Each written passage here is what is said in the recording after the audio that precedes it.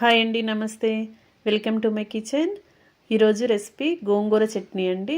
గోంగూర చట్నీ అంటే ఇష్టం లేని వారు ఎవ్వరూ ఉండరు. చట్నీని చాలా చాలా ఇష్టపడతారు కదా. ఆ గోంగూర చట్నీని మరింత రుచిగా, డిఫరెంట్గా, చాలా చాలా టేస్టీగా చేసి చూపిస్తాను. వీడియోని మధ్య మధ్యలో స్కిప్ చేయకుండా ఫస్ట్ నుంచి లాస్ట్ వరకు చూడండి. ఈ గోంగూర చట్నీ అనేది ఒక్కసారి మనం చేసి పెట్టుకున్నామంటే ఏదైనా గాజు సీసాలో స్టోర్ చేసుకుంటే 1 మంత్ వరకు కూడా చాలా ఫ్రెష్గా ఉంటుంటుంది. అంతేకాకుండా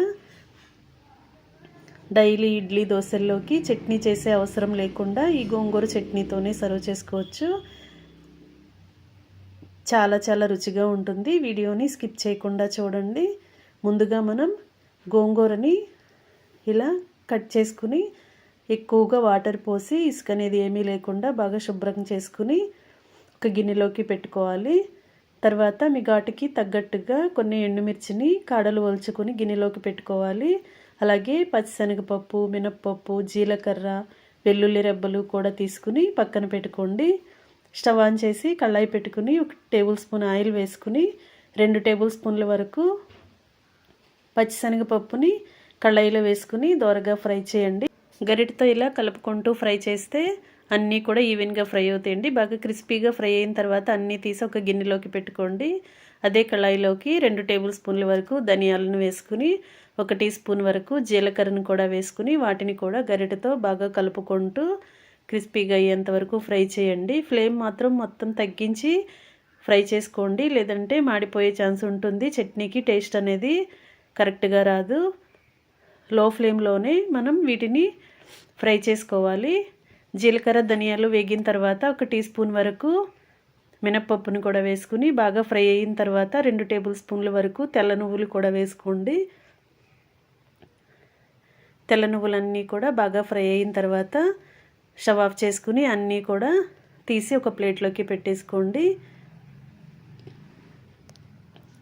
ఛానల్ని ఫస్ట్ టైం వాచ్ చేస్తున్నవారు సబ్స్క్రైబ్ చేసుకుని పక్కనే ఉన్న బెల్ బటన్ని క్లిక్ చేయండి.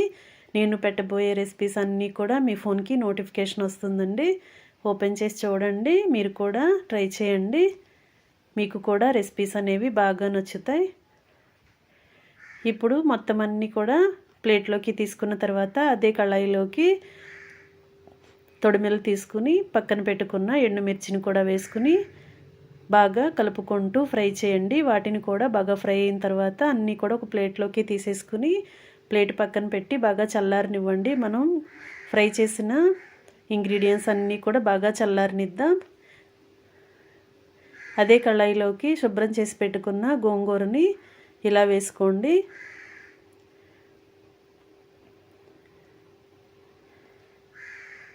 గరిటతో ఇలా కలుపుకుంటూ మగ్గించినట్లయితే గోంగూర అంతా కూడా చాలా ఈజీగా మగ్గిపోతుంది. 1 టీ గ్లాస్ వరకు వాటర్ని కూడా యాడ్ చేసి బాగా ఉడికించినట్లయితే గోంగూర అంతా కూడా ఇలా సాఫ్ట్గా ఉడికిపోతుందండి. వాటర్ మొత్తం కూడా పూర్తిగా ఎగిరేంత వరకు గోంగూరని బాగా ఉడికించాలి. మధ్య మధ్యలో ఇలా గరిటతో కలుపుకుంటూ ఉడికించినట్లయితే ఆకులన్నీ కూడా ఈవెన్గా బాగా ఉడుకుతాయి. ఈ విధంగా గరిటతో కలుపుకుంటూ మీడియం ఫ్లేమ్లో బాగా ఉడికించండి. ఇలా దగ్గరగా ఉడుకుతుంది కదా, వాటర్ అన్నీ కూడా ఎగిరిపోవటానికి రెడీగా ఉందండి. ఇప్పుడు 1 టేబుల్ స్పూన్ వరకు గల్లుప్పుని వేసుకుని సాల్ట్ కానీ గల్లుప్పుని కానీ వేసుకుని ఉప్పు అంతా కూడా గోంగూరలో కలిసేంత వరకు గరిటతో బాగా కలుపుకొని స్టవ్ ఆఫ్ చేసుకోండి. గోంగూర బాగా చల్లారనిద్దాం. ఈలోపుగా మనం ముందుగా ఫ్రై చేసి పక్కన పెట్టుకున్న ఇంగ్రీడియంట్స్ అన్నీ కూడా మిక్సీ జార్లోకి వేసుకుని ఒక 7-8 వెల్లుల్లి రెబ్బలను కూడా వేసుకుని దానిలోకి 1 టీ స్పూన్ వరకు గల్లుప్పుని వేసుకుని 1 టీ స్పూన్ వరకు మెంతుల పొడి వేసుకోండి. మెంతు పొడి అనేది గోంగూర చట్నీకి మరింత రుచినిస్తుంది. మెంతుల్ని బాగా డ్రై రోస్ట్ చేసి మిక్సీ పట్టుకున్న పొడి అండి, లేదంటే చిటికెడు మెంతులైనా కూడా వేసుకుని గ్రైండ్ చేసుకోవచ్చు. మొత్తం అన్నీ కూడా బాగా నలిగిన తర్వాత మనం ముందుగా ఉడికించి పక్కన పెట్టుకున్న గోంగూరలోకి ఈ కారప్పొడి అంతా కూడా వేసేసుకుని బాగా మిక్స్ చేయండి. కారప్పొడి అంతా గోంగూరలో బాగా కలవాలి. గరిటతో ఇలా మొత్తం అంతా బాగా కలపండి. ఈ చట్నీకి పోపు అనేది రెడీ చేసుకుందాం.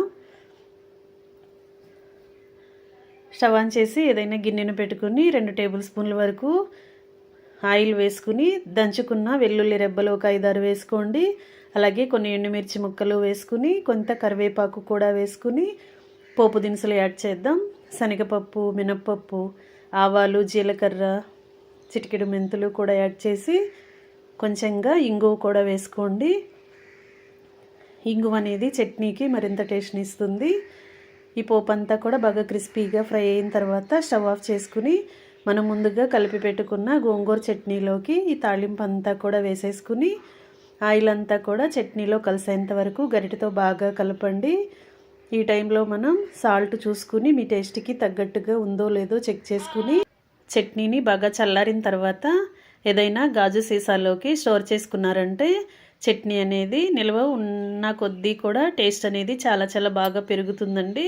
చట్నీ బాగా ఊరిన తర్వాత మనకి టేస్ట్ అనేది బాగా తెలుస్తుంది.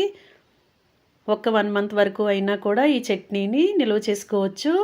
టేస్ట్ అనేది రోజు రోజుకి మరింత పెరుగుతూ చాలా చాలా కమ్మగా అనిపిస్తుంది. తప్పకుండా ట్రై చేయండి. Thanks for watching. Welcome to my kitchen.